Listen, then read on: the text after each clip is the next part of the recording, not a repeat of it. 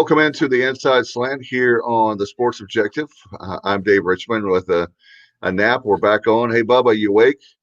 I am. I don't know how, but I am. It's unbelievable. I still can't believe what transpired last night in Tulsa, but nothing to do but move on, and hopefully things will go differently for our Pirates next week. But very excited still to talk about Week 9 in college football. A lot of great games taking place today, and one of those is down in Atlanta with the 20th ranked Coastal Carolina Chanticleers taking on Georgia State at the former Turner Field. And right now, to discuss that matchup on the call for ESPN today, Mike Corey. Mike, welcome back into the show. Thanks, guys. What's going on? How you doing? I know. After last night, not as great, but boy, that was a crazy one. I had to wake up and see what happened. But now it should be a big day in college football today, and I can't believe it's almost November. I mean, this is just it's amazing.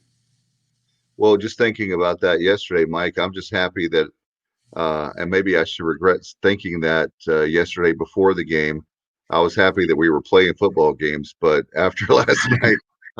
Maybe no, seriously, I'm happy that we've been able to get a season in. I think we talked about that last time about the very fact that somehow, some way, I didn't know that we are going to have a season. So the fact we're getting games in and then bowl games in the college football playoff, and we have a couple conferences back. So with the Big Ten and all. So, but you have a really big matchup today with Coastal Carolina and obviously Georgia State.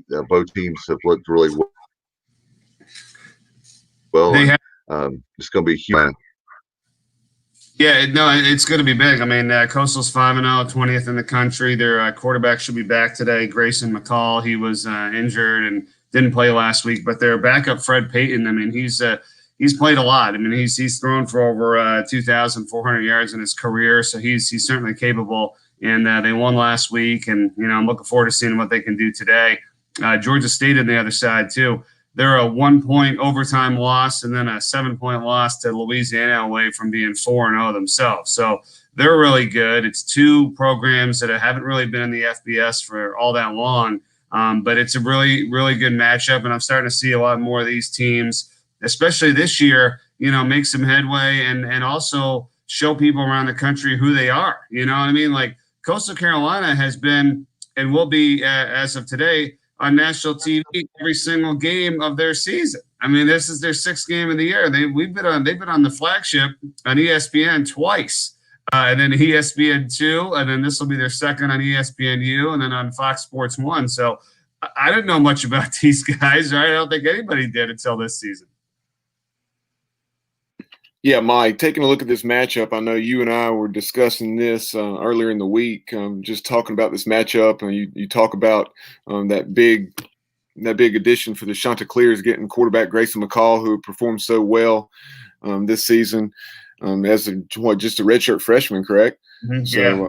So looking at this matchup, Coastal Carolina is one, Georgia State, and they have really put up a lot of numbers offensively. They have not done so defensively. However, they did really slow down East Carolina, holding the Pirates to just 3 field goals that day in their 49-29 victory over East Carolina. But in addition to that, you have Coastal, who has been much more well-rounded. So what's your take on some of these matchups within the matchup? Yeah, I mean, I'm looking at it here. I got my board. It's like they have a really good running back, Coastal, CJ Marable, who he's tied for he's 16th in the country in terms of 7 total touchdowns right now. I mean, he can rush it in, he can receive it. I mean, he's had a lot of good receiving yards as well, 3 receiving touchdowns this year too. So he's a threat in both areas. They've got a couple of really good wide receivers. I mean, over the last 2 weeks, they've had a 72-yard touchdown each week.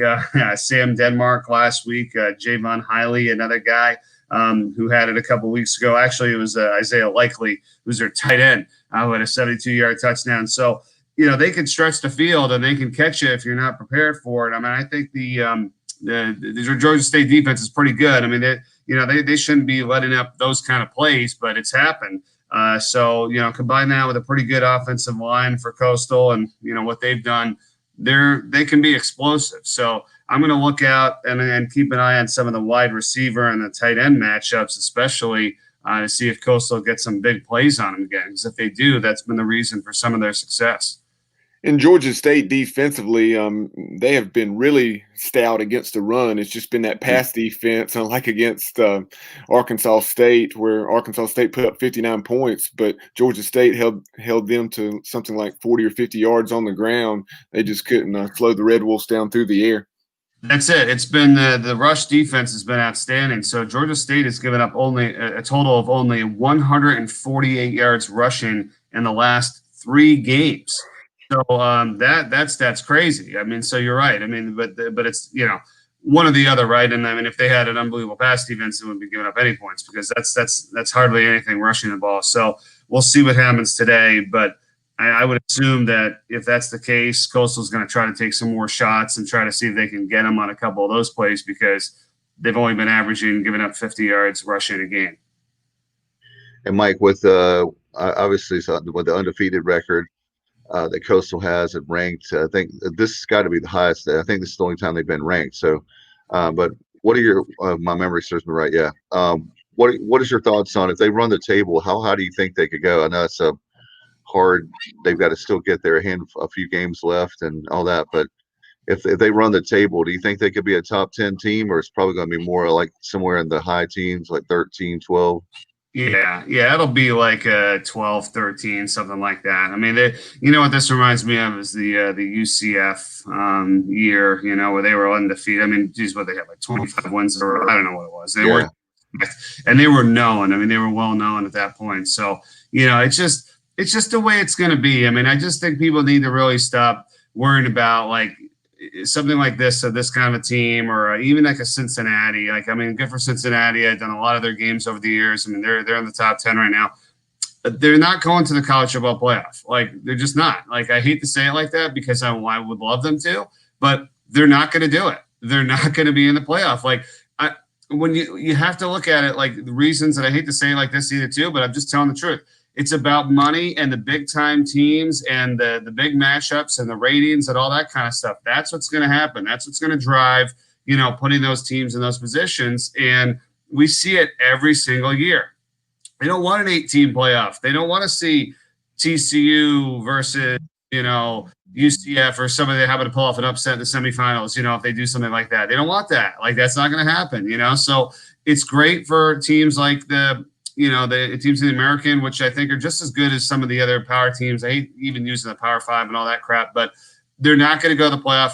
They would get one of those New Year's 6 bowl games. I mean, if they're the highest ranked team, in the group of 5 and win their conference, they'll get a really good bowl. I mean, it's going to be really good, but they're not going to ever say, Coastal Carolina is going to be better than Penn State, or Ohio State, even if they have a loss or two. It just doesn't seem right. I mean, I would give them a lot of credit no matter what. But when it comes down to it, that's the reason why I think they do what they do and where the rankings and who gets selected for games and that kind of stuff. You just have to look at it from that perspective. And I know that's not always the right way, but I'm telling you, that's how it works. No question about it. It's not about the way it should be. It's the way it is, right? I mean, that's the way that is, and the fact that Cincinnati and another thing is Cincinnati has to run the table to have any kind of outside chance. They're not going to get it, and if they lose a game, which I think they'll lose one, in the American, they're definitely done. Right. I mean, I don't even know. They got a big one today against Memphis, so that's going to be tough. And I'm just trying to look at the rankings right now. I mean, Clemson, Alabama, 6-0, 5-0. I mean, here's Ohio State. They played one game, of course, with everything that's going on. They haven't even played, but I get it. But they're third right now, 1-0. Notre Dame's 5-0. Georgia. I mean, how good is Georgia? 3-1. Oklahoma State 4-0. Cincinnati 4-0. I'm sorry. I don't see any way that, unless one of those top teams loses, but we even see that when they lose, they usually lose to a good team so they don't get dropped too much. You know what I mean? So if a Clemson, Alabama, Ohio State, or Notre Dame, lose to like a really good team, they're not going to go that far down. I mean, it's hard to move in there, and it's even harder to move up. But, we'll see. I mean, Oklahoma State could lose. I mean, maybe Georgia could lose another. But, I think they're going to be right there on the outside. I just do, unfortunately. We'll see. Mike, last thing for you, as we begin to wrap this up, I know your focus is obviously on Coastal Carolina and Georgia State, but you started to reference some of those other teams. So with the matchups we have today, you referenced the Buckeyes. They're taking on a Penn State team looking to bounce back from what happened in Bloomington last week. That should be a tremendous game tonight in Happy Valley. And then also you have number 6 Oklahoma State, who really struggled with Tulsa, who we referenced at the top of the show. They're taking on Texas tonight. Late this afternoon, 4:00 in Stillwater. So, what are your thoughts about those, and maybe some of the other matchups you have an eye on? Yeah, I'm looking at it right now here. So, Oklahoma State, right? I mean, I could see them getting upset. I could see Texas winning that game. So that's gonna knock them down, right? I mean, they're 4-0, number 6 in the country. I don't know, possibly, but I could totally see Texas winning that game. Ohio State, I don't see any trouble. I really don't. I mean, I get it. Penn State, it's a tough year. I mean, they lost that first game. They're at home, but I think Ohio State wins pretty easily. I mean, they'll be 2-0. I think. That's my feeling there. So I don't know. I don't. Everybody loves Ohio State. I mean, and they're really good. So it would be tough for Penn State fans. They're dropping 0-2 to start, but I think that's what's going to happen. Looking through the rest of it, I mean, Notre Dame, no trouble. Georgia Tech today, I don't see any problems there. Georgia, I just did Kentucky last week. I did Kentucky and Missouri. Kentucky offense was just so inept. I don't know what their problem was. I mean, it was terrible. I mean, they finally picked it up in the second half. I mean, but there's no way they beat Georgia, in my opinion. So I got Georgia there. Clemson, even without Lawrence, I mean, they still beat Boston College, I think. So, and then Alabama, no trouble with Mississippi State at home. I mean, that's a laugher. And then Florida, who takes on Missouri, who I saw, so I can at least attribute to that. Not quite sure what Florida's deal is. They've been off for a while, all the COVID stuff. Missouri got a really good young quarterback. You're going to have to put up some points. I think it's going to be a little difficult. I'd probably give Florida the edge in that game. But I like Missouri where they could be down the road, and just not this year. Well, Mike, I know that you got to run. Thank you so much for the visit, and good luck on the call today. And obviously, we'll see how it's going to be a really good football game, one that I have on the calendar, so to speak. And definitely, before we let you go, how can people follow your work? Yeah, thanks a lot. Now I'm on the social Twitter, Facebook, Instagram, at Mike Corey Sports. And we'll be looking forward to getting on the call today, 12 o'clock on ESPNU with Coastal Carolina and Georgia State. But always good talking to you guys, catching up. I hope it's a fun college football Saturday for you, and we'll do it again. All right, sounds good. Have a safe trip over to what was Turner Field. Right. I know. I'm looking forward to going over there. All right. Take care. All right. You too. Bye-bye. All right. Appreciate Mike Corey, as always, for ESPN. Appreciate the visit there. And I know that big broadcast today, that's going to be a great game, Bubba. I tell you what, unfortunately, I thought that we were going to be on the winning side of things, a W in the win column, but a lot of great football games today as we do the Inside Slant. It's unbelievable. Great. There's some where you have a couple good matchups, but it seems like if you look from top to bottom, a lot of great matchups today, a lot of top 25 action. Yeah, really looking forward to this matchup in Atlanta. Like you said, Coastal Carolina, they were ranked for the first time in their program's history. They were able to pull out a win in the second half last week against Georgia Southern, overcoming some adversity with Grayson McCall, their quarterback, out. So with him back in the saddle today, it will be very interesting to see how this one goes against a very solid Georgia State team. Georgia State, like we said, has been very stout against the run, but not so much against the pass. Coastal Carolina's attack, it is well balanced. But I would say it's more built off the run for sure. Not necessarily the same way as the Pirates attack, but it is one that is probably run-based. And so it will be interesting to see if the Chanticleers are able to throw the ball effectively if Georgia State does, in fact, slow down their ground attack.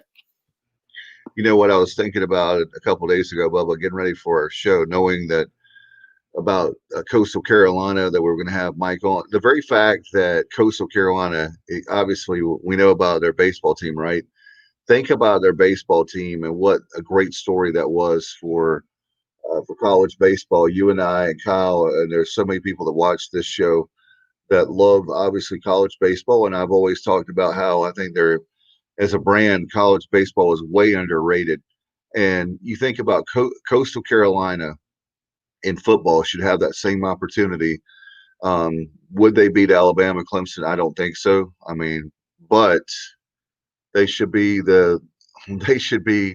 a really a low seed, and in a playoff. I'm not saying they should be in the Final Four the way we have right now, the structure, but I feel like with let's say that they ran the table, there's still a lot of football left. But I just I hate it. I hate it for our student athletes who they have a really good football team. They have a really good football program, and their up and coming team. You were talking about Georgia State, who we played. They're a really good football team, and I think that anyway, it's sad that college football could be way better than it is as far as making money. And we're the customers. The fans are the customers, and I just don't. I mean, I understand, but yet I don't understand why you wouldn't give the fans what they want.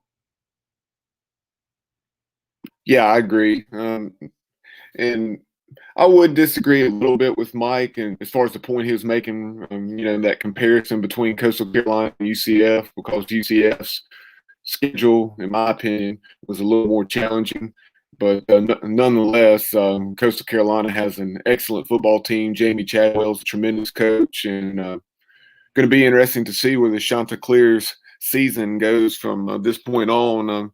I was kind of looking at things as here shortly we'll be joined by Mike Corey's color analyst. A lot of times they're not working together today, as Rene Ingoglia is down in San Marcos on the call for Louisiana. It's Raging Cajuns are a 6-point favorite against Jake Spavital's Texas State Bobcats at 8 o'clock tonight on ESPNU.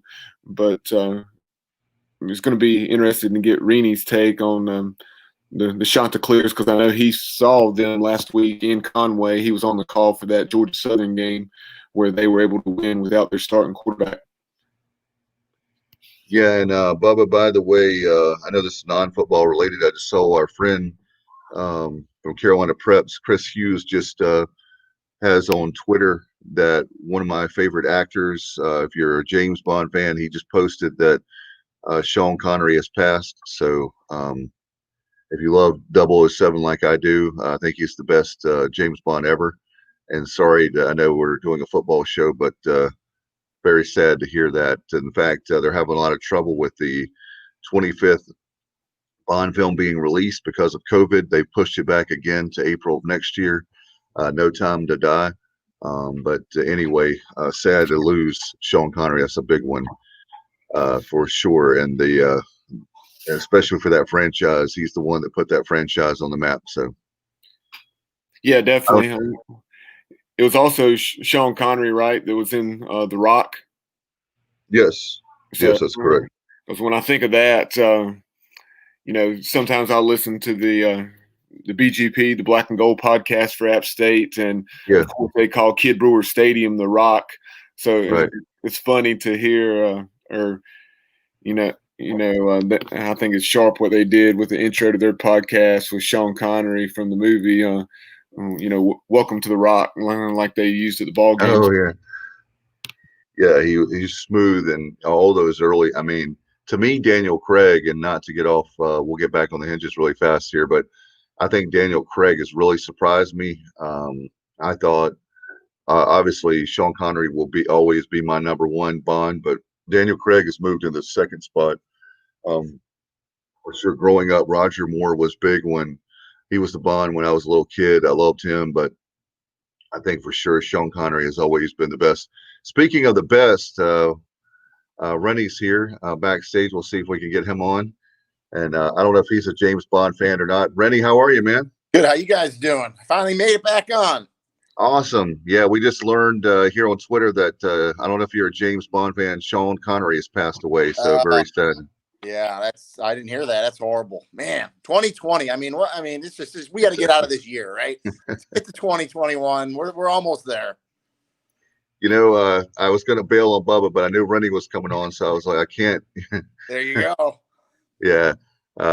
We had a guy that you've done a lot of games. We just had Mike on. Now we have you on. I appreciate you guys so much. And I told you last year I was walking in the new press box and I was literally walking to the bathroom and I heard Rene's voice and I was like, man, I could easily just walk in there but I wouldn't do that to you guys. But you guys are the best. You guys are the best. You know that. I hope I make it back to ECU, to Greensville. I love that place, man. Now, come on, Dave. You know you're trying to do something like that to get our credential revoked and then probably get arrested as well. Not at all. Not at all. Those two guys. First of all, I have way too much respect for both of you guys. I would love just to being able to talk 2 minutes on the air with you guys, not to crash the party. But Rene, speaking of crashing the party, what did you think about that Pirate game last night, my friend? I feel so bad for the players. Mike Houston, who I have so much respect for, he's doing it the right way, and you guys see it. He's turning the program around. I mean, it looks like a fumble to me, guys. I don't know if the American Athletic Conference, if they've come out with a statement, or Mike Oresco. I don't know. It's just, if you're an ECU fan, you're just, and I did go through Twitter a little bit, and they're just, they're devastated, and they played well. They should have won that ball game, and but I guess that's sports, right? It's just one of those things you have to deal with. Listen, in the long run, I think it's going to make them better. I think it's going to pull them together as a team. Yeah. I really do. It's going to give them something to rally around. And it's tough though. You deserve the win. You should have got the win. That's what it looked like to me. But I think in the long run, it'll be better for them as a team. Rene. Go ahead, Dave. I'm sorry. I was just going to make a quick point, and I'll toss it to you, Bubba. The Georgia State game, they didn't play up to par. That was a 50-50 game. I'm not disrespecting Georgia State. I think they're a good program, and I think East Carolina's a good program. And we didn't play well at all. Your partner Mike Corey, I know, is doing the game in Atlanta today. But the Georgia State game, something happened after that game, and that week of practice after Georgia State, I said it early this morning, a few hours, whenever it's been, after the game. I said the fact that after that Georgia State game, I'll never forget how Coach Houston talked about how they had a good week of practice. And I was wondering how the team will respond. I really think this team has gotten even closer, like a band of brothers. Hate to use that term. It's overused so much, but I think they really have. And I think that if you look at it, you had a win against USF. You had a 4-point loss to Navy. If Holt Nailers is in there, I really believe that we win that game.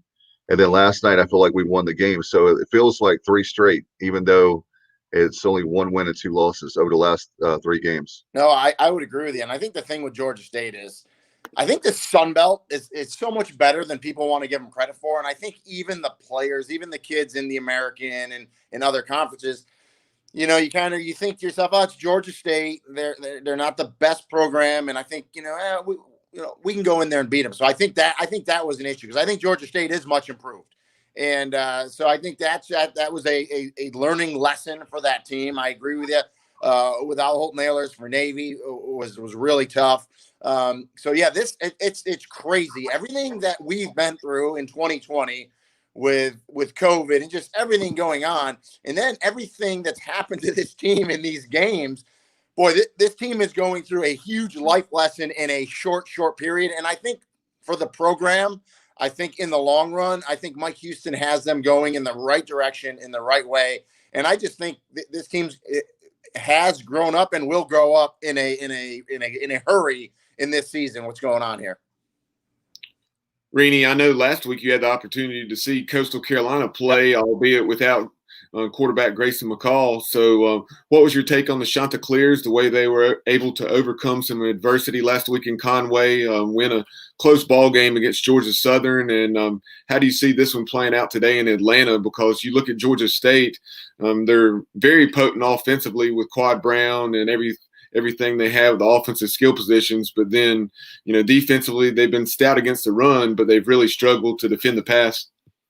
So, yeah, in this COVID year, I've actually had Coastal twice because I had a cancellation and I got slid in late on a Coastal game. So I've been up there twice. It is a good team. It really is. They are, and I tell people this, and you think to yourself, well, every team should be like this, but it's really not in college football. There's just so much going on. This team loves to play. They have fun. And I think a lot of teams out there, a lot of kids, they kind of lose that. And that team has not. They love playing. They have fun. And Grayson McCall is everything that everyone thinks he is. He is that good. And so I give Fred Payton all the credit in the world, who stepped in last week and got them the win over Georgia Southern. Now, they're in a unique situation there in that Fred Payton and their other backup, they both have, I think, 6 or 7 starts under their belt because they both rotated the year before while Grayson McCall was getting redshirted. So that's a luxury when you have to sit your starter that you can bring someone there with the experience. Fred Payton throws the ball really well downfield. He just doesn't have the dynamic running ability and that option that Grayson McCall does. So, but they got the win. I think with McCall back, I think the biggest thing, if you're a Coastal fan, is now, okay, does this team, can they take a deep breath? Can Jamie Chadwell keep them from reading, quote unquote, reading the press clippings? They're going to be on game day today. There's all kinds of national stories out there about them. If you start, feeling too good about yourself, that you're too good, that's when you will get knocked off. And Georgia State, we just talked about them. They're the type of team that can do that. So I think they will have them ready to go today. I think it helps them that it's a noon game today. They're not going to see, the game day special. They're not going to see that. They're not going to sit around until an 8 o'clock game and be able to read watch those videos and read those press clippings. So I think it's really good that it's a noon game. But it's a good team. They're for real. They deserve their ranking. And it's kind of interesting because, again, you guys know they transitioned in 2017 from FCS to FBS. And so they've kind of gotten beaten up in the Sun Belt. So I said it on air last week. It's almost kind of like their revenge tour. I think Georgia Southern was 5-1 against them. I want to say Arkansas State was something like that as well. Louisiana, teams that they just have not beaten. And now they're just kind of like, here we go. And it all started on the road. And when they took it to Kansas, and that's the other thing about Grayson McCall as well. His first college start, and you can say, yeah, it's Kansas, but it's on the road. It's prime timing. It's a Big 12 team, and he went in there, and that team dominated that game. And they have really rallied from that. And then, of course, the walk-off win against Louisiana was huge. Whenever you can get your college kicker to put it through the uprights like that on national TV, to basically walk off and get the win, that's huge. So this team's in a good position, but they have to be careful on the road for Georgia State. And then it's funny because we just got our assignments a couple of days ago. I'm back in Myrtle Beach next week again, so I will have them next week as well against South Alabama. So I will know this team inside and out before this season's over. Rene, one of the things that I heard many years ago, there was a joke about how the reason why the Sun Belt Conference was started is because the Southeastern Conference needed to have some way to have a second, if you will, FCS kind of game. And I don't think you can, that was, I guess, early 2000s when the Sun Belt was started. I don't think there's no way in the world that you could say that that's the case now. This is not these guys, I think there's some, not the Alabamas of the world, obviously, but there's some teams in the Southeastern Conference that would be upset by an Arkansas State or Georgia State. There's a lot of great teams, obviously with Coastal. No doubt about it. And so the thing is, and you guys have seen the transformation just in how big high school sports has become and just how many athletes are. There's just so many good players and athletes in the South, and there's just not enough Power 5 schools to go. So the thing with like the Sun Belt players, which is fascinating to me, and I believe this wholeheartedly, is, growing up, all those kids, they want to go to the Alabamas and the Georgias and the South Carolinas, the Floridas, the schools you're just talking about, but there's just not enough room for them. Well, so there's really good talent that just kind of get left behind, and they end up going to the Sun Belt schools. So now you got a really good player that maybe just missed out on going to one of those big schools, right? And now they got a chip on their shoulder. And now you got a bunch of those kids, and that's what the Sun Belt is, a bunch of really good athletes that play really good football, that have a chip on their shoulder to believe I should have been at those big time schools. But now they're going to these other programs like the Coastals, like the Georgia States, like the Louisianas, and they're playing really good and they're knocking off some of these big schools. So I just think it's great for college football, but there's just so much talent in the South. Rainey, before we move on and talk about some other games, including the one that you're calling today down in San Marcos between the Raging Cajuns and Texas State, looking down the road for Coastal, certainly none of these games are by any stretch of the imagination gimmies. But at the same time, a couple that really stand out: November 21st against App State, and then also December 5th against the Liberty Flames. Yeah, those are the you took it right. You're reading it right out of my head, Bubba. Those are the two games. Now, I know it's coach speak and it's cliche. You do have to take the season 1 week at a time. You have to, or you will get knocked off. But if you're looking at that schedule, you said it. Those are the two games. It's App State and it's Liberty. And I'll tell you what, Liberty is not getting enough credit nationally. I don't believe. I had them last year up at BYU. Hugh Freeze, like him or hate him, obviously what happened at Ole Miss, been through a lot. He's a good coach. He can coach football. Liberty, that program has a ton of money. They say they want to be the BYU of the East Coast, a religious institution, a lot of funds. I haven't been to Lynchburg yet, but anyone I speak to that's been there said their facilities are phenomenal. So that's a team just watch out for as well. But yeah, and then of course, App State, we all know what App State is, not only in the Sun Belt, but in college football. And so it's kind of funny for Coastal, right? Because they get this win today. They're the ones with the bullseye on them, right? They were always, doing the hunting, trying to knock big teams off. Now they're going to be the hunted. So it's going to be fascinating. But yes, those are the two games that you have to watch out for if you're a Coastal Carolina fan. And Rennie, one of the things that I'm frustrated with college football is the very fact that you see a team like Coastal Carolina. What a great story. You hear of Liberty.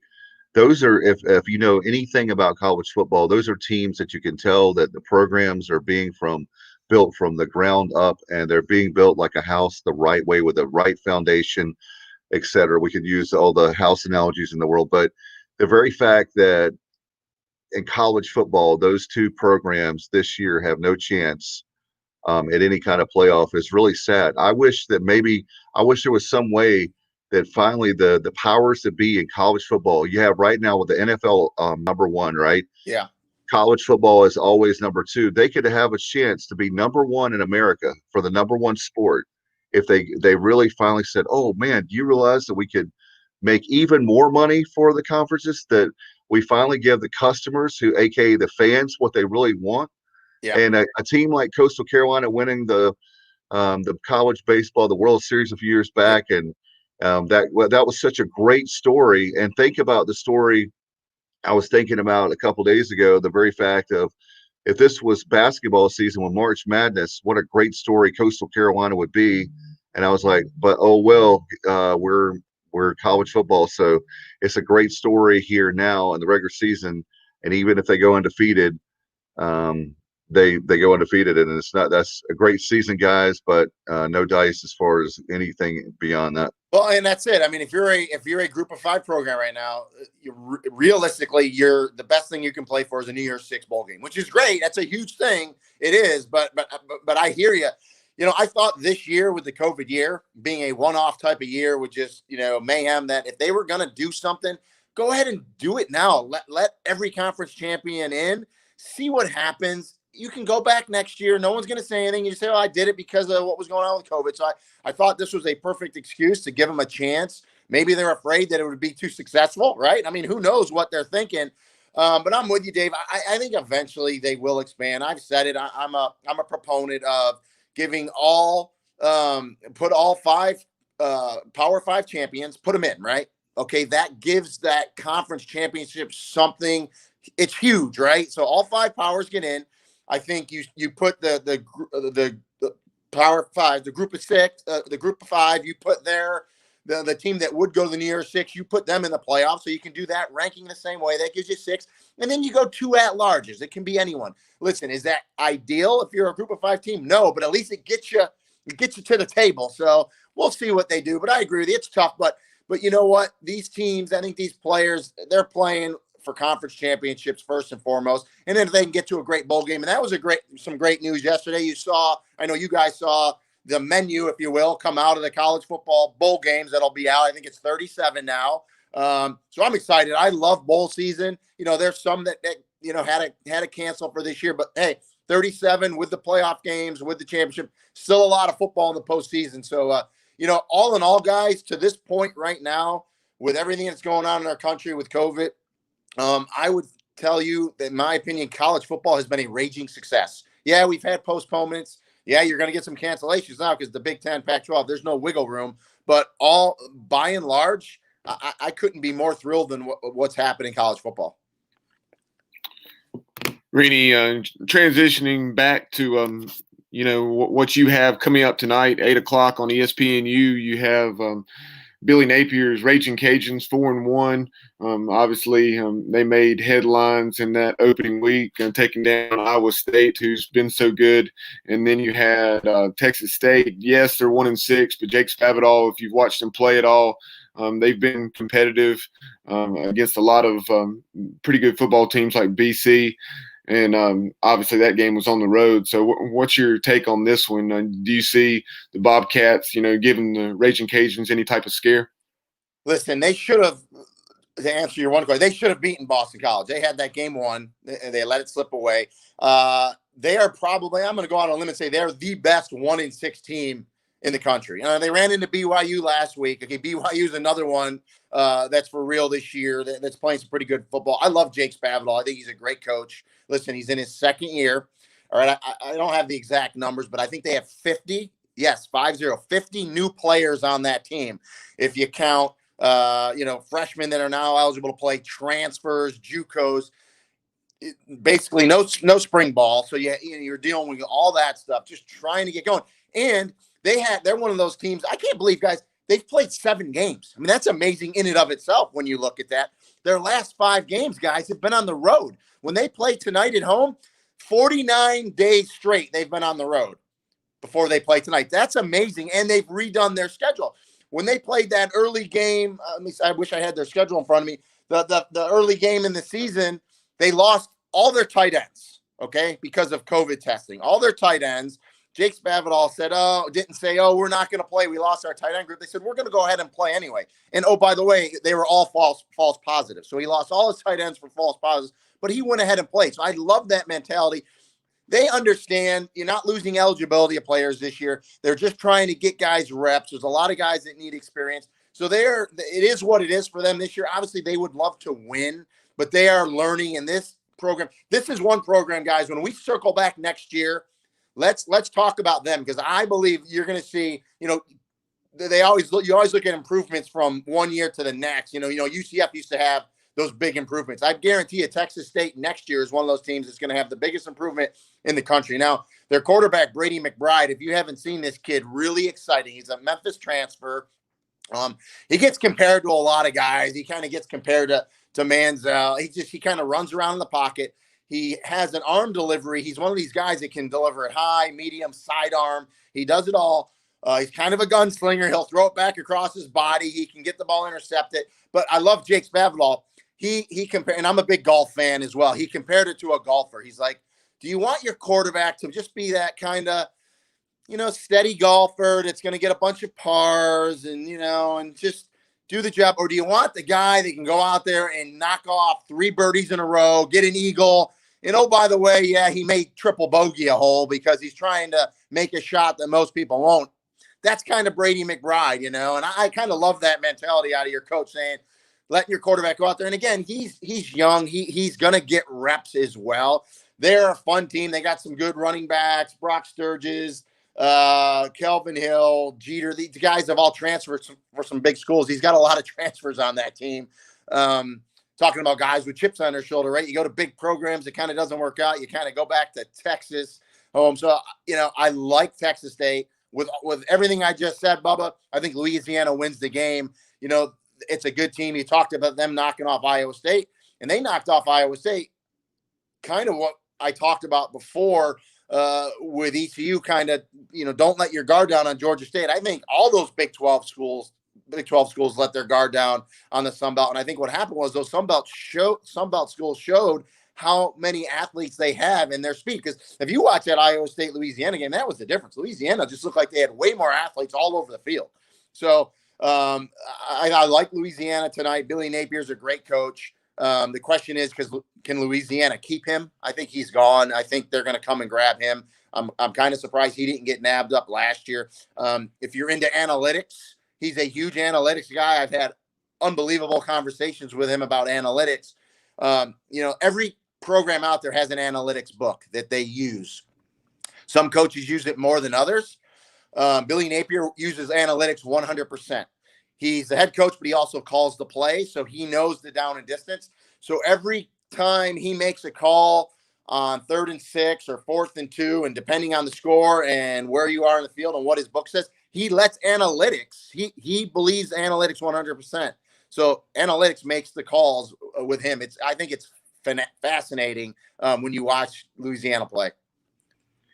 And with the football you've seen so far, I know that we had like the Big Ten last week joining the party, but who do you like right now? If you had to pick the Final Four, who do you like right now? I know I'm putting you on the spot, but well, I mean, Alabama, right? I think they're in a good shape. I've heard some people say without Waddle, listen, yes, you lose a lot without Waddle, but it's Alabama. Okay, they're gonna put someone in their offense as a machine. So I like Bama. Without much of the Big Ten, I mean, you haven't seen it, but you got to put Ohio State in there. That's my second. And it's just going. I would love to kind of see. You talked about it. I don't think they're going to get a shot, but you would love to see a team like Cincy. They got a big one with Memphis today, so I'm curious how that one plays out. So Ohio State, Alabama. Who am I missing? Let me see. I think Georgia still has a chance. I think Texas A&M still has a chance. Okay. What about Clemson? Clemson, of course. It just popped in my head. Of course, Clemson. Listen, I think Boston College is a much better team, but I think Clemson gets that win. I think he'll be fine. The COVID thing, I just think we kind of get a little nuts with it, but I think Trevor Lawrence will be fine. I think he'll play. I think when it's all said and done, that the onset of symptoms, guys, was probably going to be on Tuesday. I think he'll be cleared on Thursday. He'll probably practice with the team, walkthroughs on Friday, and play against Notre Dame next week. So, yeah, so I would go, it's kind of stock. Clemson, Alabama, Ohio State. The fourth is the big one, though, right? Who gets in that fourth spot will be interesting. So I guess we shall see. That should play itself out. What do you think would have to happen talking about that fourth spot for a team like 7th ranked Cincinnati, Luke Fickell's ball club, to maybe be able to squeak into that and get that opportunity that the group of 5 has wanted forever? Well, the good thing for them is, which UCF never could get there. Look how they're ranked 7th this early, if you will, or this late, however you want. I guess it would be late in the season. So that, they're in a good ranking spot. Because now if you're the committee, okay, if Cincinnati keeps winning, when the CFP rankings come out, they're there. They're in the group, right? So you have to legitimately give them a chance. So as long as Cincinnati can take care of business and win out, and let's be honest, yeah, you have to have some eye test wins in there as well, right? And I think today's one with Memphis. I think they have to win today, but I think they got to, to me, for the committee anyway, I think they need to win and win by a few touchdowns. And I think Cincinnati's defense is good enough, guys. It's the offense. I don't think Desmond Ritter has played up to his potential where he can. So it'll be interesting today. I think Memphis's offense is good once again, but I don't think they've played a defense like Cincinnati. So, but they have the ranking, Bubba, where they are right now at 7. That I think they're definitely in the conversation. So, but they have to take care of themselves. They got to win. And you talk about Desmond Ritter. Granted, SMU is not the best of defenses, but still, Desmond Ritter really stepped up last week. Had about 180 yards rushing and 3 touchdowns. Yeah, and I think it was all late, right? Correct me if I'm wrong. It was like fourth quarter. The game was real tight, and then boom. I think he had like a 90-yard run late in the game, which sealed it. So that's what he can do. He can hurt you with your legs, and a lot of people don't give him that respect. But if they can get that offense cranked up a little bit, I think that defense is one of the best, if not the best, in the group of five. So I like where they're at. Again, I think they have a good chance in front of them. And we talk, for years we talk about UCF in the American. Again, I think their offense is phenomenal. Their defense has taken major steps back, I believe, this year. They play Houston today. That's a real interesting matchup in the American today. So that there might be 200 points scored in that game today. Who knows? We'll see what happens. Rene, as far as when you're talking about Cincinnati, obviously the Pirates, they have to play the Pirates in 2 weeks. So we'll see how that unfolds. But a lot of football left, guys. That's for sure. No doubt about it. One non-football question I was going to ask about COVID for you being in Orlando. Now you're not in Orlando today, but that's your hometown. How are you guys dealing with that? And one of these days, I've been promising my kids, I can't show them the Disney Channel right now because if I have the Disney Channel on, the question is, Dad, when are you going to take us to Disney World? Yeah, Disney World's open. So, I fly out of Orlando International Airport and I walk right by where all the Disney buses are. And I'll tell you, normally it's packed. I mean, there's 6 buses and it's packed. It's not like that, but there's people coming in. It's open. People are going to the park. And I've talked to some people and they actually said, besides, you have to wear the mask, but they said, other than that, they said it's actually nice in that the lines aren't as long, right? So a lot of people are kind of taking advantage of the non-crowds, if you will. Life goes on, like many of us around the country. We take care of ourselves. We do what we're supposed to. We obey laws and rules and regulations and just try to be good citizens, try to be good people. But we can't stop we can't shut everything down. We have to go to work. I've worked every day. I know you guys have, and we just have to be sensible and get through it. And we will get through this thing, but we just got to keep trucking along. But thank you, Lord, for giving us college football, because if we didn't have this year, I know, speaking for myself and probably you guys too, I don't know, we would be a lot more depressed. That's for sure. Yeah, I think that you would have to. Kyle is sleeping in this morning, but I was really worried about his mental health, right, Bubba? I was really worried about Kyle because this is his Super Bowl is college football as far as the whole season and following like 500 games every single day, every single Saturday or whatever day it is. He always has a college football game on, and I was really, really worried about him. And I'm saying that jokingly, but seriously too, that he was losing it. He said, "I'm losing my mind." That's the G-rated version. He was saying because he really thought that there was going to be no football season. Well, I think people got in a room, smarter heads got in a room, and listen. We have to give the SEC, ACC, and the Big 12 credit because they stayed their course. I think the Big Ten disaster, we're seeing that play out because they could have been in a really good position like those other conferences I just mentioned to move games around, move games back, and now they're right up against it. And then, just on a side note, you look at Nebraska, they want to play an FCS team. They won't even let them do it. And, it's kind of crazy when you think about Wisconsin, quote unquote, they technically didn't meet the threshold to shut the game down, but they still were allowed to shut it down. And so now you're sitting there in your Nebraska and you're like, we want to play, at least let us play UT Chattanooga. We got them tested. They're ready to go. And the conference says no. So it's like every time they do something right, they go 2 steps back and it's like, come on guys. And so it'll be interesting watching that conference here from here on out with no wiggle room whatsoever. Well, it's perfect timing to move back to the Big 12, my friend. Move back to the Big 12. They'll let you play. It'll be interesting to see what happens next year for sure. Rene, before we let you go, I wanted to ask you about some of the national games with you being down in Texas today and some games take place in the Lone Star State. You have Texas A&M, Jimbo Fisher's club is up to 8th. You have an old Southwest Conference matchup with Arkansas. What a job Sam Pittman is doing there. And he has a tremendous staff with the Razorbacks. You got Kendall Briles as OC and then former Mizzou head coach Barry Odom as defensive coordinator. Yeah, the thing I love about Arkansas and Sam Pittman is, again, I mentioned this with Coastal Carolina. That team, that program looks like they're having fun again.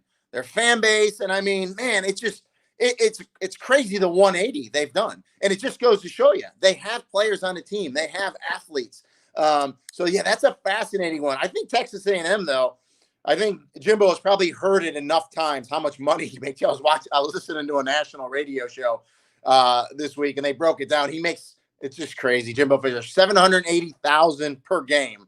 So he's probably sick of hearing that. He probably says he doesn't listen to it, but that's a team that I think this is a game they have to win, right? You cannot lose to Arkansas, but it's a dangerous game. I cannot wait to watch this one. But again, I mentioned Texas A&M earlier. They got that big win over Florida. So I think they're in a good position here. They already, listen, they played Alabama. They're out, right? So they lost to Alabama. So other than that, they can just look ahead of their schedule, and they could be there. You look up at the end of the season, you can see A&M sitting there with one loss if they take care of business. So that's one I definitely want to watch. But I'm very happy for Arkansas, and their defense is playing some really good football. So I'm happy for their fan base. But that's going to be a fun one to watch. And to the north, up in Stillwater, you have the 6th-ranked Cowboys hosting Texas. And do you think the Longhorns might pull that one off today? Well, I'm staying in Austin, which is just about 30 miles from San Marcos, where Texas State is. So I was listening to local radio. That's one of the things I always do when I get off the plane. I'll put on local radio station. And they were really breaking down the Longhorns. It was phenomenal. And if you listen to those guys, Texas has a legitimate chance to win this game up there in Stillwater. Oklahoma State's one we didn't mention, right, for the playoff. They're right there as well. They really have the best shot in the Big 12. So, but listen, there's so much going on here for that Texas program, just on the field, off the field. So I think Oklahoma State has enough weapons to get it done, but I think Texas can win the game.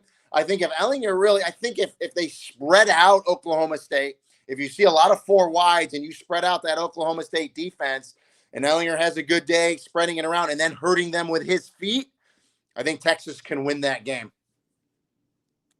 Wow, that would be big. That program is amazing, but it goes to show, even though you have probably, arguably, I would say, the most money in college football, especially from the athletic department standpoint, it just goes to show you could be like the New York Yankees, but that doesn't mean you're going to win the World Series every year. When you got to get the right hires.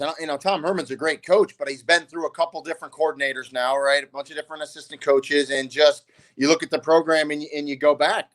They've put a couple coaches in there, and I think what people don't realize when you go to a program like Texas, it's so big. Not only for your family, the entire state, and there's just so many things as a head coach.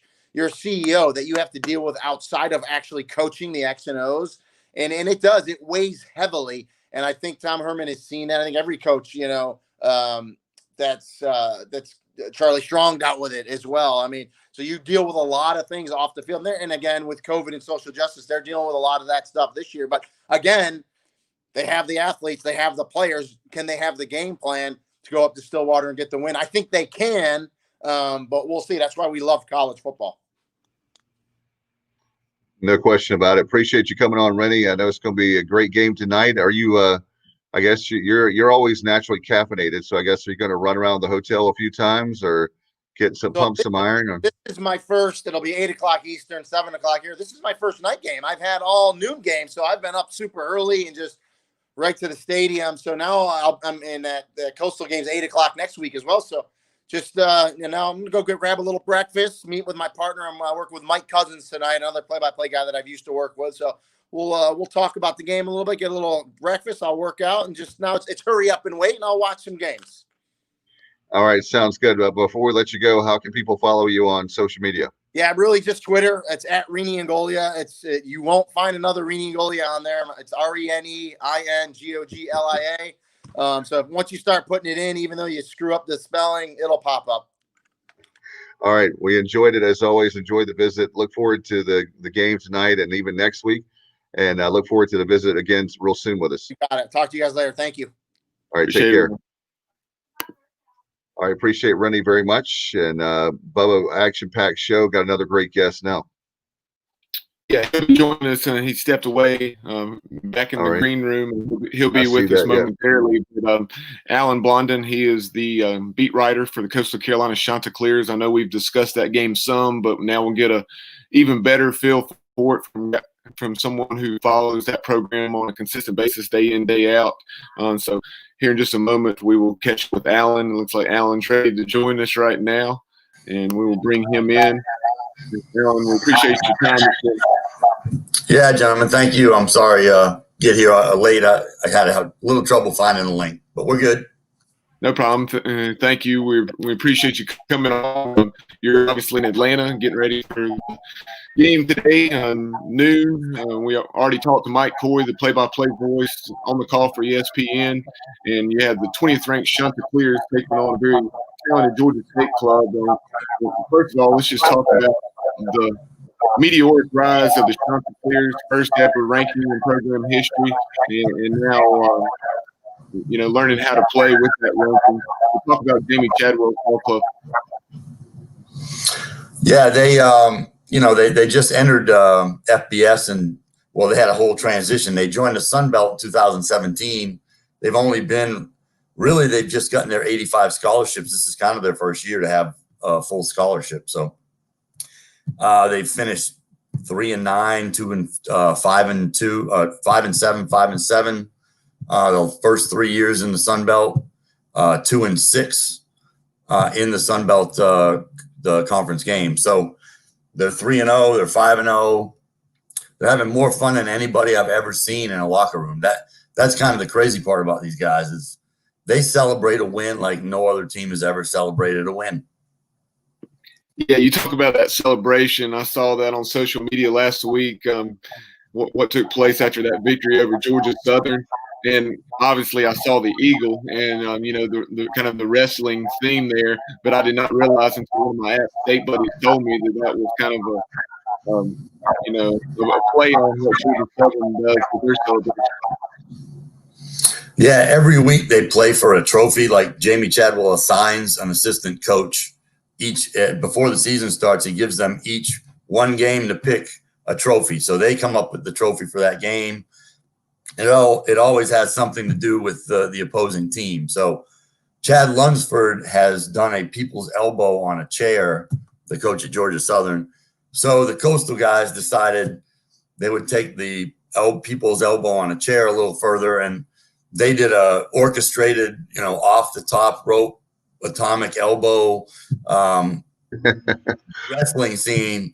So so that's how that all emanates. And each coach seems to be trying to outdo the other coach. And so they're getting a little wilder and wilder as they win. So if they keep winning and they go like 12-0, I don't know. I'm not quite sure what they're going to do after the 12th win. Well, I've heard coaches say in the past, even former East Carolina coaches, that winning is a habit, and so is losing. This particular case with Coastal, winning is a habit, and they seem to be on such a roll now. It's a season in which I'm sure that it's going by for you guys and the media beat writers, that the season when your team that you're covering is losing, it's an extra long season. It goes like 20 games or 25 games. I'm sure this year, even with COVID, it seems like it's even less. They played 5 games, and the amount of national media attention on the program in the last 2 weeks since they first got ranked. Rivals, they did some stats even on. It actually has exceeded what Coastal received when they won the College World Series in baseball in 2016. So in 5 games, they've become like the darlings of college football. That ESPN. Ryan McGee just wrote a nice story about him. Him and Marty Smith, they've adopted the team as theirs. They'll have a segment, I think, at 10 o'clock on game day that ESPN's and a crew. So, they're not used to this. They finished, 5-7 for a couple of years. And that's the best they've ever done in FBS. So it's been a real fun and interesting year considering the circumstances. And this is a program that had success on some under David Bennett, who's a guy that had started at Catawba, where I'm about 10 miles south of Catawba College, Salisbury, North Carolina. But after him, you had Joe Moglia, that had a lot of success at the FCS level, and then making out to North Dakota State and taking on those guys, making deep runs in the FCS playoff. But now with Jamie Chadwell and the success he had at Charleston Southern, now at Coastal, talk about his contract situation, what's his compensation, and give our listeners a glimpse at that, because that's something we were talking about earlier this morning, and we didn't have an answer. I just wrote something about. I went through his whole contract just to find out how much they would receive in bonuses, which every FBS coach has. But Jamie's base salary this year is $375,000, which is the very last in FBS, according to USA's report. So he's got up to, it would be the peak. But if they win the conference championship, win a bowl game, finish in the top 25, and hit a couple academic measures, they're up for $1.4 million in bonuses. Him and his staff. So that's pretty. I mean, when your head coach is only making $375,000, and if they win a bowl game, top 25, and the conference championship, $1.4 million. That's pretty interesting on that part. Hopefully, they get to go to this.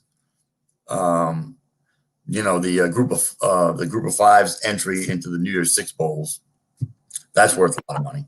So that. And Alan, I'm sorry, there was a little bit of lag there. Sorry about that. Kyle, our co-host, who's sleeping in this morning, shame on him. He brought up the fact that it'll be cool to see, even though I know Coastal this was preseason, it'll be really cool to see Coastal play East Carolina in the Myrtle Beach Bowl. I know they have bigger fish to fry right now. Yeah, of course, the inaugural Myrtle Beach Bowl is being held December 21st in Myrtle Beach. They just named the date. I don't know if it's the date at Coastal. Obviously Coastal at this point has got their set sight pretty high. One real quick thing on Jamie Chadwell. Joe Moglia kind of handpicked him as a successor. They played each other a lot in the Big South at Charleston Southern, and Joe Moglia is actually still considered the executive director of football. He's got that title, so he oversees the football program, and him and Jamie still work together. But he played him when he was at Coastal. Jamie was at Charleston Southern, and he was impressed by him, and he basically handpicked him. He stepped down a little early to elevate him, to make sure they kept him, and that's how we're where we are now. Kind of the vision of Joe Moglia and wanting Jamie Chadwell as his next coach. Yeah, I remember when Jamie Chadwell was at Charleston Southern. They played up at App State, and App State wasn't what they are now. But still, they went up there and dominated the Mountaineers, and that really exposed me to Jamie Chadwell. Yeah, and again, he makes it fun. I mean, some of the things he does are very interesting, like the whole allowing celebrations in the locker room where kids are posting that stuff on social media is kind of unique, I think. So yeah, they're getting as much notoriety as who they're, how they goof around as they are for winning, and we'll see what they do today. With they've got a target on their back now for 2 weeks in a row, and we'll see how they handle it.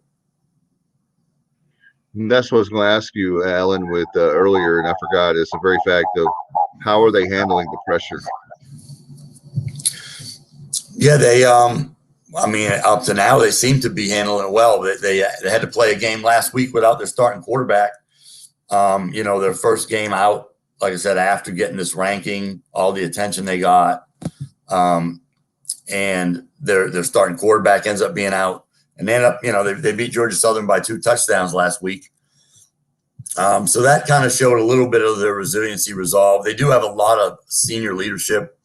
It'd be hard to tell by watching their videos, but those guys orchestrating those videos are a couple of their leaders. So that tells you what direction they're going. But anyway, go ahead. I'll take your next question if you have any. Yeah, for sure. There, Alan, as far as this program, where do you see this program going? Because obviously, you were talking about the baseball, we mentioned that earlier, winning it all in 2016, and obviously, I know if they could run the table, they could have the Group of 5 New Year's 6 appearance. Where do you see this program heading? And you've been following the team for a while now. Where do you think they're going to go, or could go? Yeah, and again, it'll. I think people in Myrtle Beach I hope they realize that the attention that Coastal's receiving right now and the wins, and it's not always this good, you know. So I think they need to take advantage of what they have this year for sure. They got to make sure they beat all the teams that they should beat for sure, and that would leave them with Appalachian State at home on November 21st and Liberty at the end of the year. So if they win the games they should win or would be favored in, it's going to come down to those two games to see what kind of season they end up having.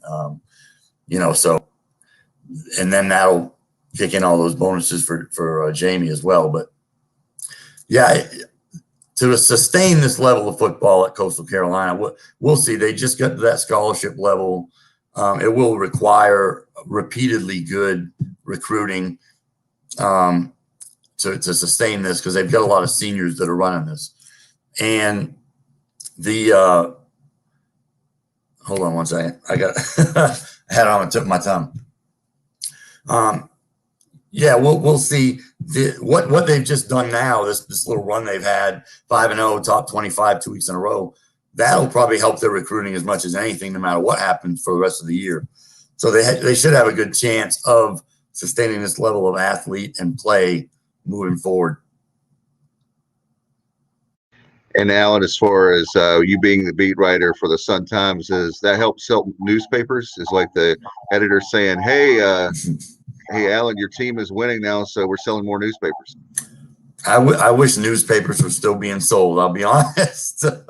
It's our newspapers are limited in sales. Most of the stuff we do is just for online, for the most part, you know. But there's definitely been an uptick in the readership of my articles that I put up on Facebook and Twitter. Whenever I write something, there's been a certain uptick in the readership of those. So the national attention they're getting is bringing national attention to our newspaper a little bit more also. Speaking of which, before we let you go, Alan, I appreciate the time. I know you're busy getting ready for the game. How can people follow your work? So it easily would be on Twitter. It's just at Alan Blondin, and you guys have my name spelled correctly. So if anybody just goes to at Alan Blondin on Twitter, that's my feed. That'd be the easiest place to find it. And MyrtleBeachOnline.com is our website. All right. Thank you so much. Good luck to Coastal Carolina the rest of the way, and love to have you back on again on the show real soon. Yes, sir. Thank you. And I apologize again for being a little bit late this morning. You're all good. You're all good. All right. Thank Take you. care. Bye-bye. All right. That's Alan Blondin there. The Inside Slant continues. And, man, Coastal Carolina's had that nice run, a nice story. And, of course, early in the show, we talked about the Liberty Flames and what they're doing in Lynchburg has been Hugh Freeze is such a great coach for sure. And so those are two teams we're keeping an eye on. And how about the story out in Provo and Utah with BYU? I love those guys and hope at some point they can be a conference mate. But they have had a huge run this season, and they're living up to their brand name that they have, winning a title in '84.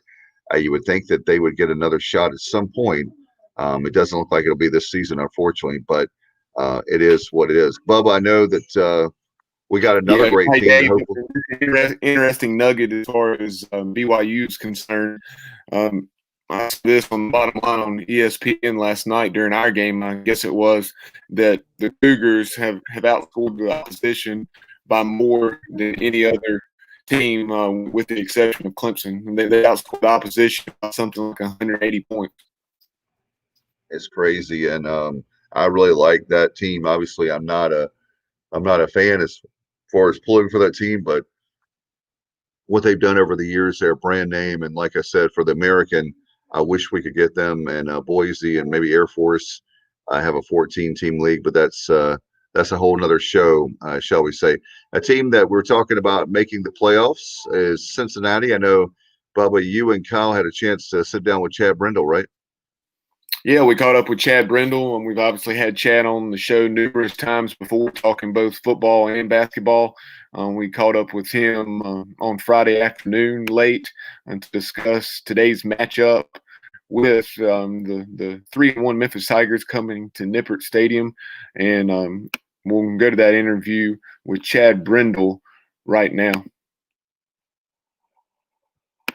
All right, here we go.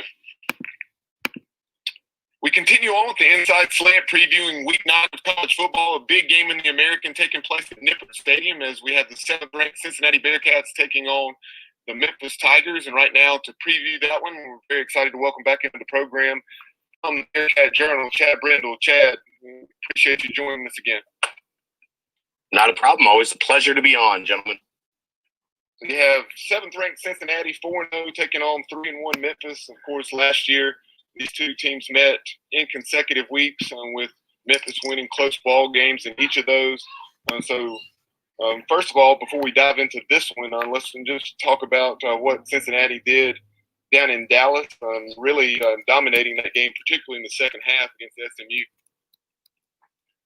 Yeah, I mean, it was strength on strength, or that was the billing for that matchup, and turned out Cincinnati's strength was quite a bit better than SMU's strength.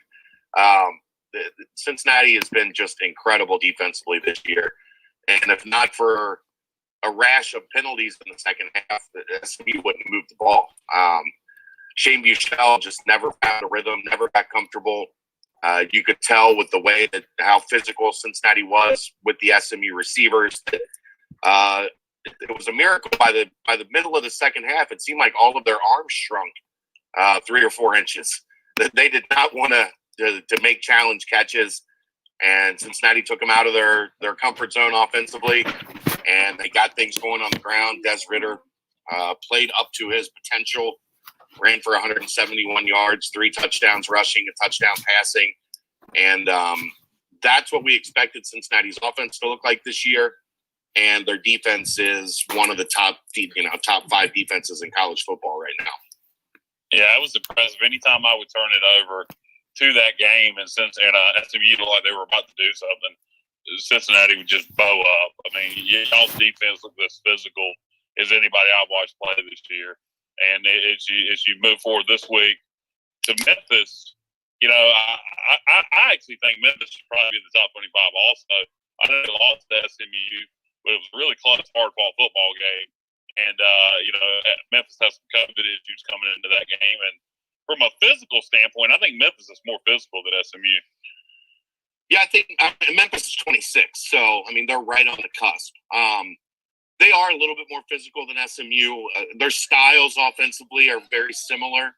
And this just isn't my partner, Dave, that I do the Bearcat Journal podcast with, came up with this stat yesterday that kind of blew my mind. From those 2 AAC, the final regular season game and then the AAC title game, Memphis is returning a grand total of 1 catch for 4 yards. Wow. So without Coxie, who opted out, and then Kenneth Gainwell opted out, their running back that I thought was going to be the best player in the conference this year. They've got a lot to replace, and Cincinnati was able to hold that offense, as explosive as it was.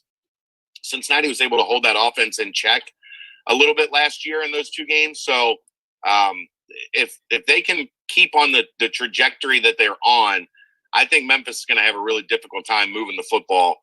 And as long as Cincinnati doesn't turn it over, I think they're going to be in a good spot to win this game. But these 2 teams, it's pretty close in terms of talent. Although Memphis' defense has taken a pretty significant step back. I mean, I think right now, in terms of total yards, they're ranked last in FBS. That could be a product of playing SMU and UCF already, but they've got some issues defensively. So if Cincinnati's defense is on point, I think this is a game Cincinnati should be able to win. Yeah, Chad, you talk about everything that was lost for Memphis in terms of the offensive production. One thing they do. He's pressed the 12 o'clock kick. One thing you do return is Brady White, your quarterback, their quarterback, 1,300 yards, 17 touchdowns to just 4 picks. So he's been very good thus far. And then you talked about the loss of Gainwell at running back, him choosing to opt out. Rodriguez-Clark is averaging over 100 yards per game. Yeah, I mean, they've got an effective system offensively. So against most teams, they're going to still be effective. And Brady White's a winner. I mean, you look at that kid's career, at Memphis, and that's what the numbers tell you. The kid knows how to win football games. He's an effective passer. He's an efficient passer. He can push the ball down the field. He's got a really good feel, and this is something Luke Fickell talked about in his weekly press conference. Brady White has a really good feel on the RPO throw. He doesn't have to have his feet set. He doesn't have to be in perfect rhythm.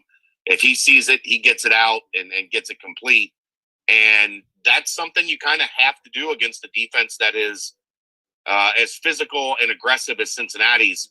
You want to get to them before they get to you, right? You want to get the pass completed before they get their hands on you, before they can really, put you in that blender that they do defensively. So Memphis presents some problems that I don't think SMU presented in terms of that, quickness. Because Shane Buechele and Brady White are right there with probably Gabriel as the top quarterbacks in this league, whole nailers. I mean, there's a lot of good quarterbacks in this league, but the one thing that separates Brady White is he wins a lot. Yeah, no doubt. Well, I was about to ask a minute ago, were you surprised with the 12 o'clock kick? It seems like with the magnitude of this game and what it means to the American that it would have got a little bit better time slot on ESPN. I'm not surprised. As long as it got the ESPN nod, I'm not all that surprised. I think that probably trumps, moving it to a later time slot. And really that noon time slot, if you're on ESPN, you get the lead in from College Game Day. You're going to get a pretty big following, especially here. Ohio State plays Penn State at 7:30. So that would get a lot of eyes in Ohio otherwise. And I think with, this game being at in the noontime slot, I think it works out pretty well. I would have preferred what we get next week with Houston at 3:30. But the noontime slot on ESPN isn't terrible. It's better than noon on the Ocho. We talked about yeah, that's true. And also the negative to the 12 noon slot to me has always been fan attendance, and I guess that really isn't an issue in 2020. Well, it's going to be a little bit of a detriment for Memphis if you think about it, because they're Central Time Zone, so that's going to be an 11 a.m. kickoff for Memphis, and it's a little chilly here. I think the high tomorrow is in the low 50s. So those Memphis guys might not be real fond of getting up bright and early and hopping out into the cold to play a football game. We talk about the matchup with the explosive Memphis offense against a very stout Cincinnati defense. But how about that rushing attack that produced over 300 yards last week against SMU? How do you see the Bearcats offense faring against Memphis? Memphis is similar to what we've seen from SMU, a little bit kind of flip-flopped in that Memphis is really struggling against the pass this year. They've been pretty stout against the run. I think what that game did, though, what we were seeing, because Desmond Ritter had not run the ball, and we talked about this the last time I was on, I think, Desmond Ritter had not been looking aggressively to run the ball, either when the pocket collapsed or when he had an RPO. He was handing it off more often than not and leaving some looks open on the backside when the end was crashing. He took advantage of those opportunities against SMU, and now Memphis has to plan for that. Right? Memphis now has to look and say, this guy just ran for 171 yards and 3 touchdowns last week. Like we've got to be ready for whatever he, is going to bring at us in the running game. So I think that opens some things up in the quick passing game. They're going to have to keep somebody on that backside to keep an eye on Desmond Ritter. And it should open up some things in the running game as well for Jared Dokes and Jerome Ford, their top 2 backs. The one thing that will impact this a little bit, I think, is Cincinnati's kind of change of pace back, their speed guy, Charles McClellan. He tore his left ACL prior to the season last year. And on punt coverage against SMU last week, he tore his right ACL. So that stinks for the kid. But so that takes away kind of that speed, change of pace, passing threat out of the backfield that they had. So that can change things up a little bit. Yeah, I got a big picture question that I'm going to drop out of this interview a little bit early. But Bearcats coming in this week, I believe, at number 7. I know the playoff poll It hasn't started coming out yet. I guess that'll be out probably this week or next week. No, it's middle of November, like November 14th, I think. Okay, so a couple weeks from now. Do you think? What do you think the chances are that Cincinnati finish in the top four? I think it's possible when you look at what's out there and you realize, Alabama and Georgia are likely going to play each other again, and if Bama beats them twice, I think it's going to be real hard to justify Georgia getting in. Ain't nobody else from the ACC getting in besides Clemson. Well, Notre Dame maybe. Well, maybe, but I think they're going to get smoked by Clemson. I do too. Well, yeah, the Lawrence thing obviously raises some questions, but we'll see. To me, the biggest cog is Oklahoma State. Can Oklahoma State go undefeated? I think if they do, just assuming Ohio State goes undefeated, I think if Oklahoma State goes undefeated, that keeps the Bearcats out. But if Oklahoma State loses one or even two, and Cincinnati runs the table, I like your chances to be the first team from the group of five to make the playoff. Yeah, like we saw yesterday with the Trevor Lawrence stuff breaking. The biggest thing to this season is get to the finish line, right? If you can get there undefeated, anything can happen because you have no clue where things are going to be, in a week or a day. We don't know. Something could pop tonight. I know a lot of teams do the rapid testing on Friday. You could have something hit tonight.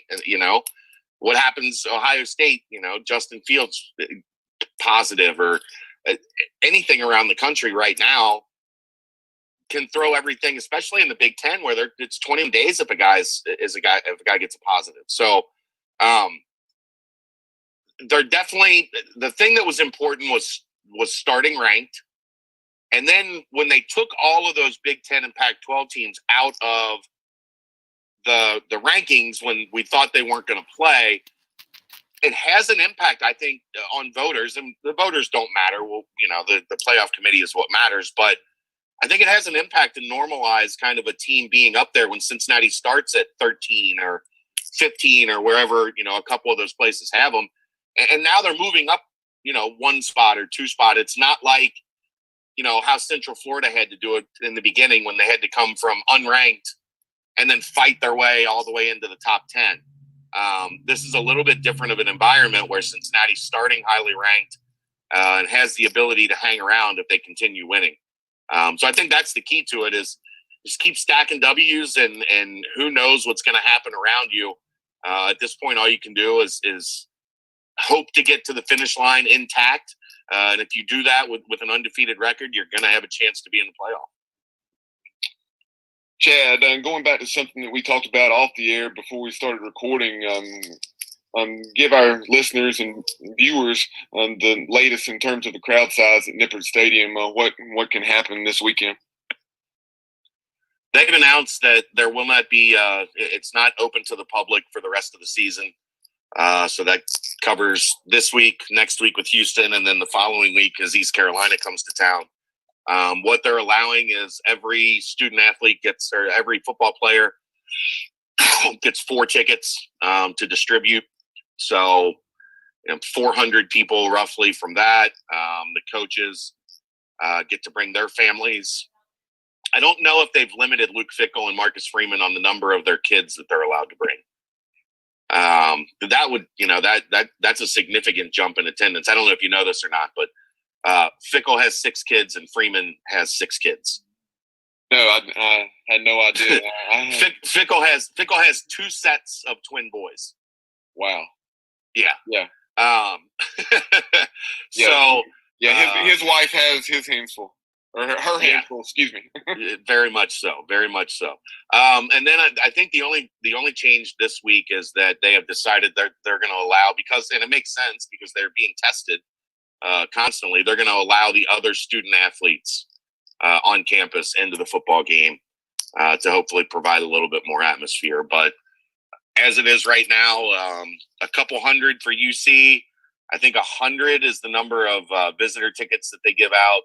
So, with the band and dance team, you're still talking probably under 1,000 people at Nippert Stadium for the remainder of the season. And you referenced in your answer there the 3 consecutive home games starting tomorrow with Memphis. Then you have Houston, then East Carolina. After that, due to the postponement of the Tulsa game, which is supposed to take place, I guess what was it? Was that last week or 2 weeks? 2 weeks ago. Well, 2 weeks ago, yeah. So then you have 3 consecutive road games to finish, including a game at UCF, and then on December 5th at Tulsa, and then the week prior to that at Temple. What's your take on the remaining schedule for the Bearcats? I mean, obviously because they lost in the conference championship, the Memphis game is one that they've had circled on the schedule from the day that it came out. I expect them to be very amped up and ready for this game tomorrow or today. Sorry. If you look, Houston has always worried me a bit because you're coming off a big game with Memphis. You just had a big game with SMU, 2 national spotlight type games. And if you look, Houston kind of sneakily played pretty well so far this season. So that one I'm a little bit concerned about. ECU,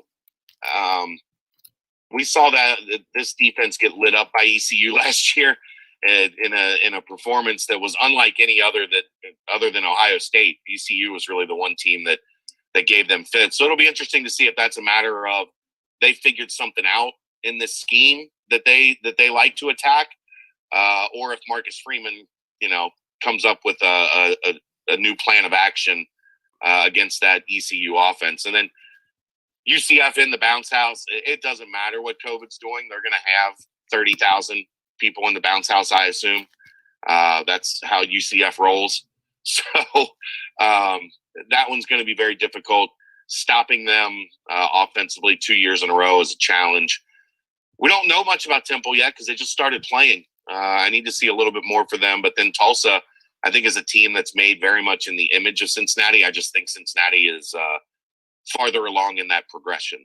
So some interesting games. I mean, the American is not an easy walk this year, especially as you get into, the Memphis and Houston and UCF. And now you got to add Tulsa into that mix as well. 4 tough games at least. And like I said, ECU gave this defense fits last year. Yeah, they'll certainly be on a mission to reverse that result from last year in Greenville for sure. And you talk about C.J. Johnson for East Carolina. He had 12 catches for 283 yards in that game. Thus far this season, he only has 7 catches. So will be very interesting to see. Hopefully the Pirates, for our sake, we can get him going tonight against Tulsa. Yeah, I mean, the one big difference is that was kind of the last game before Cincinnati moved Ahmad Gardner into the starting spot. And Ahmad Gardner went from unknown to freshman All-American, and preseason, some places had him first and second team All-American coming into this year, depending on where you looked. So he would definitely have a different look on him with Ahmad Gardner in his vicinity this year. So, but that was the matchup that ECU just continued to pick at all game last year, and UC had no answer. As always, Chad, really enjoyed the visit. Appreciate your insight into tomorrow's matchup or today's matchup. Hey, now we both did it, but no. This is not pre-recorded. I promise. Not at all. But but before we let you go ahead and plug Bearcat Journal and tell folks how they can read your work as well as listen to your podcast. Find us at bearcatjournal.com. You can look for me on Twitter.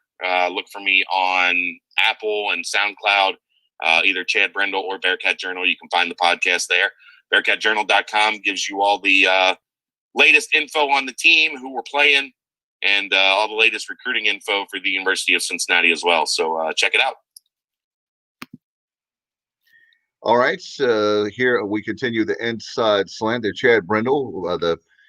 Cincinnati doing very well, and Bubba very excited about obviously the end of the season. We'll come back on here.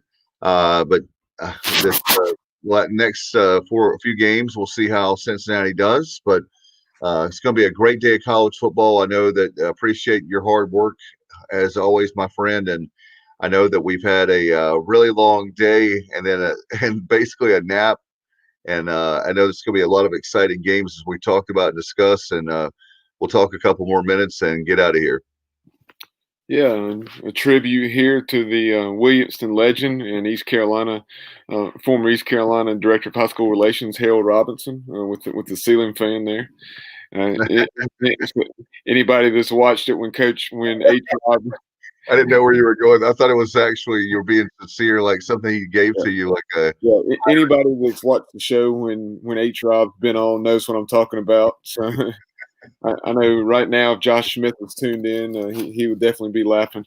But H. Rob, what a great guy, one of a kind for sure, and look forward to having him back on the show soon. But as far as the games today, I'm looking forward to the Cincinnati Memphis game. Also looking forward to that Coastal Georgia State matchup, and then on a national scale as well. In the Big 12, we've talked about that Oklahoma State Texas game. I'm very interested to see if they can live up to the number 6 billing, and can Penn State bounce back? They're hosting Ohio State in Happy Valley tonight. I'm not sure, but 8:00. Yeah, well, yeah, I couldn't recall the game time on that one, but I knew it was prime time, and we'll see if James Franklin's ball club can give the Buckeyes a scare. That'll be really interesting, and I know there's a lot of teams like Cincinnati. Well, Luke Fickell, I know, is a Ohio State guy, but man, that would you have some of those teams to fall, and especially fall early, or definitely earlier than the end of, like, say, Thanksgiving.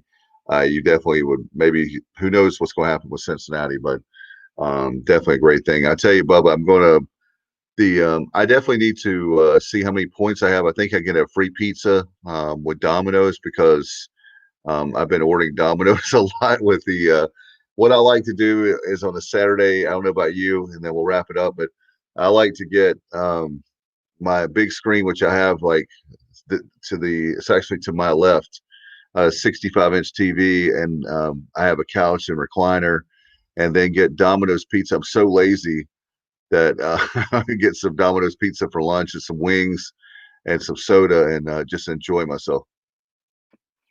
Yeah, I didn't know if this is going to be a commercial for Bostic Suggs Furniture, or where you were going with that. Well, hey, if I'll be glad to do live reads. We'll be glad to. We are the best podcast and the original podcast of the Pirates, unofficial podcast of the Pirates, and we appreciate all the listeners and viewers, obviously. And I tell you what, anytime people want to advertise, you and I are both businessmen. So is Kyle. We'll be glad to. I know, Bubba, we can put that right on the screen. Any business that wants to do that, then I'm all ears, like Ross Perot said many years ago.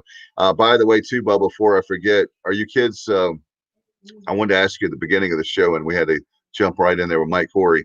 Are you guys happy Halloween to you? Trick or treat? Are you guys trick or treating, or No, we're actually going to play it safe? Not unless it's something strictly family. With everything's going on, we're not going to take any chances, but may do something with immediate, I say immediate family, extended family, and cousins and that kind of thing. I don't know. Yeah. By the way, we're gonna like have some popcorn, and the kids are gonna watch some kids movies, but certainly Charlie Brown. That special, by the way, not on network television, folks. You have to find that out free. Hey, Bubba, our free 99, right? You and I love free 99. Who doesn't? But they have the special on Apple TV. So if you're looking for the Charlie Brown special, you'll have to get it on stream it on Apple TV. You can get it on your tablets and stuff, but it definitely will be on there tonight. All right, Bubba, do you have anything before we go? Couple other things very quickly. Okay. Wisconsin Athletic Director Barry Alvarez, obviously former head coach of the Badgers as well, but Coach Alvarez said that Wisconsin now has 22 positives, including 10 staff members. Now, I don't know if that's strictly coaching staff or other support staff, but nonetheless, whichever the case, it's not good up in Madison.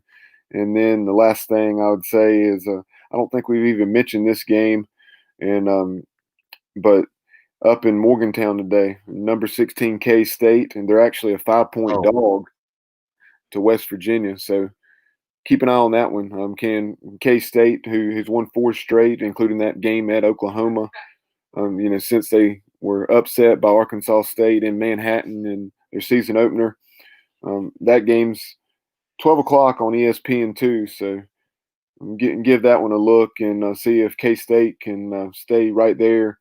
Obviously, they'll still be, not having lost in the Big 12, they'll still be very much in the hunt. But should Oklahoma State be upset by Texas today and K-State can take down West Virginia, that would put them in the driver's seat going into the second half of the conference schedule. That's crazy. It's nuts, but welcome to 2020. Speaking of 2020, we'll get out of here. Folks, please be safe out there. When we have Thanksgiving, Christmas, New Year's, the holiday parties, please don't have those big parties. We want to. I work on the front lines every day, and the numbers in the Midwest, you were talking about Wisconsin, that's what reminded me to say it. The numbers in the Midwest bubble right now are exploding. Please, please, please, social distance. Do the family thing virtual. Like I have my brothers right here that we do the show, and we don't get together. We're actually in different parts of the state of North Carolina, and we're social distancing. We've been doing that for a few years now, but please, please, please be careful, okay? We'll get out of here, and thanks, Bubba, your hard work, man. It seems like you and I have been up for many hours since I was up at 6 o'clock yesterday morning and had a little bit of a nap. So we're going to get out of here, watch some college football. Enjoy the games, folks, and we'll have some great programming coming up next week as we get ready for Tulane. Until the meantime, enjoy college football, and we'll be back. You've been watching and listening to the Inside Slant right here on the Sports Objective. Good day, everybody. Enjoy watching football, and as always, go Pirates.